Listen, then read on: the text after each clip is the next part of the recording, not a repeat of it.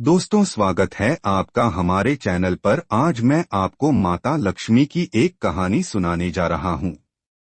बहुत समय पहले की बात है। एक छोटे से गांव में एक विधवा स्त्री रहती थी। उसका नाम था सुदेशा। सुदेशा अत्यंत परिश्रमी, धर्मपरायण और दयालु स्वभाव की महिला थी। उसका एक ही बेटा था, नाम था मदन।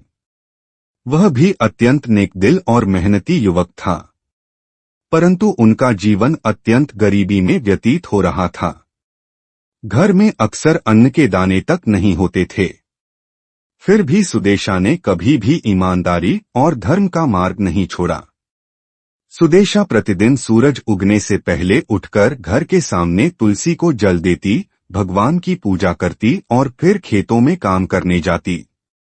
वह न तो किसी से उधार लेती और न ही कभी अपनी गरीबी को कोसती। गांव वाले उसकी मेहनत और सच्चाई के कायल थे। एक दिन सुदेशा बहुत थकी हुई घर लौटी। उसके पैरों में बहुत दर्द था। वह जैसे तैसे खाना बनाकर अपने बेटे को खिलाकर सो गई। आंखों में आंसू थे, मगर मन में भगवान पर पूरा विश्वास। उसी रात जब सुदेशा गहरी नींद में सोई थी, तभी एक दिव्य स्त्री उसके घर में प्रकट हुई। वह अत्यंत सुंदर, तेजस्वी और आभायुक्त थी। वह कोई और नहीं, स्वयं लक्ष्मी माता थीं। उन्होंने सुदेशा की हालत देखी और सोचने लगीं, यह स्त्री निस्वार्थ भाव से मेहनत कर रही है। इसके घर में कोई ऐश्वर्य नहीं, फिर भी यह कभी शिकायत नहीं करती। यह तो मेरे लिए सबसे योग्य है। माता लक्ष्मी ने उसी समय सुदेशा की सेवा करने का निश्चय किया।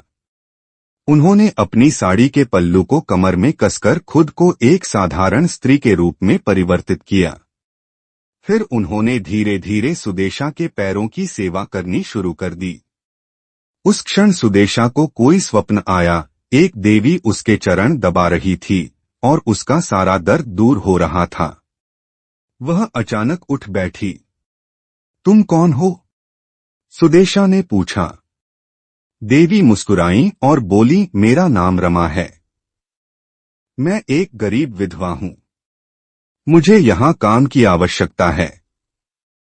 क्या मैं तुम्हारे घर में काम कर सकती हूँ? सुदेशा ने कहा, मेरे पास देने को कुछ भी नहीं है बहन।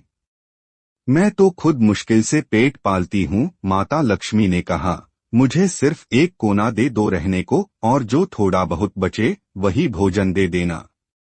बाकी मैं सब सेवा कर लूंगी। सुदेशा ने उसे अपने घर में रख लिया। अगले दिन से घर में जैसे चमत्कार होने लगे। रमा हर सुबह जल्दी उठकर पूरे घर को साफ करती, खाना बनाती और खेतों में भी मदन की मदद करती।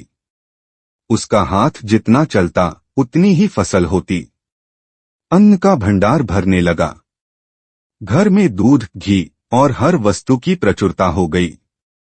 सुदेशा को आश्चर्य हो रहा था, परंतु वह सोचती कि शायद भगवान ने उसकी मेहनत देख ली है।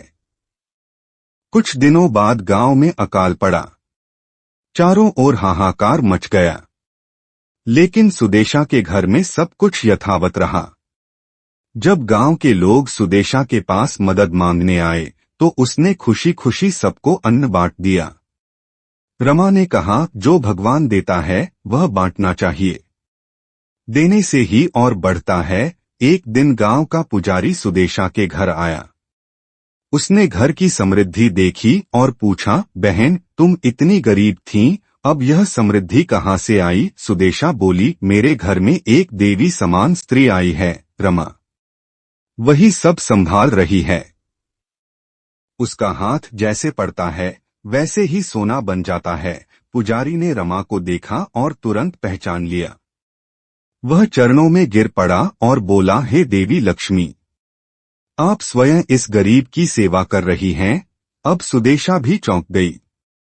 उसने देवी के चरणों में गिरते हुए कहा, माँ, आपने मुझे क्यों चुना? माता लक्ष्मी बोली, सुदेशा, तूने कभी धर्म और ईमानदारी का मार्ग नहीं छोड़ा। यहाँ तक कि भूखे पेट भी तू दूसरों की भलाई के बारे में सोचती रही।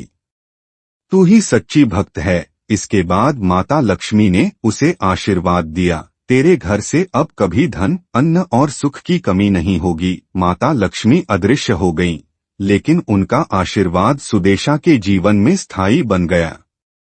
सुदेशा और मदन गांव के सबसे प्रतिष्ठित व्यक्ति बन गए और उन्होंने सारा जीवन समाज की सेवा में लगा दिया।